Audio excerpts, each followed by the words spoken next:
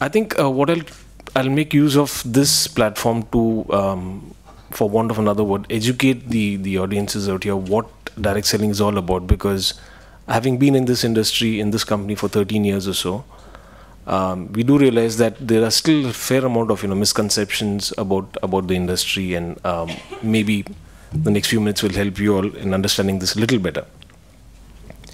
Well, the industry itself is not terribly big. It's just about 6,000 crores. That's the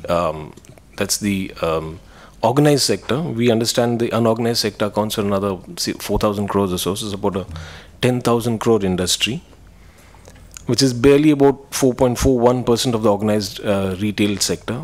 So this is barely accounts for about 0.07% of our GDP.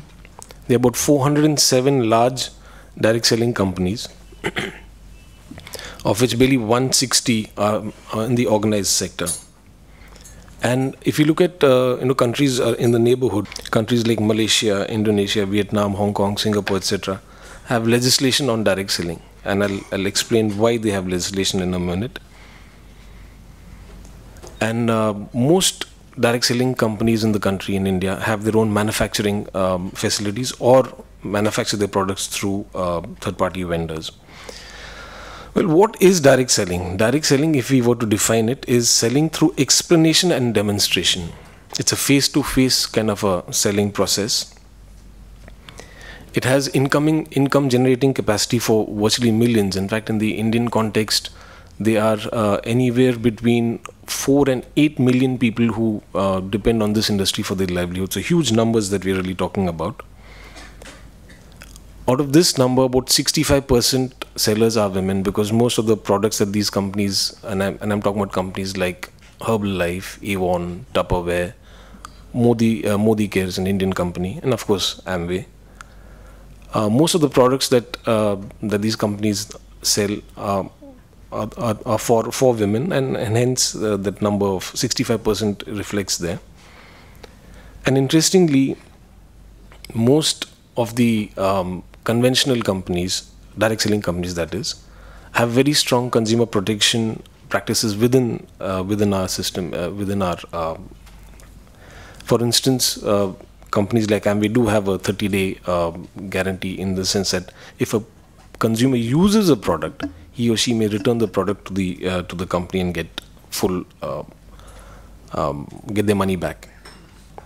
Direct selling companies, someone did mention about advertising some time back out here.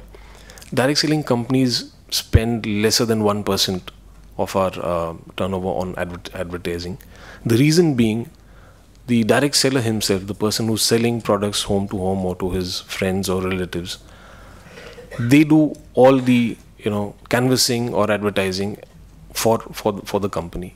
And some of you might recall a few years back there was this article where marketers in the West, in New York and other places, have realized, advertisers, that the word of mouth is the most powerful tool for convincing someone else of whatever you wish to, in the use of products as well. So direct selling companies don't really rely on advertising much. Yes, some companies do advertise, but it's more to establish the brand rather than sell the products. I think I'll just sum up by saying that direct selling itself is an innovative method.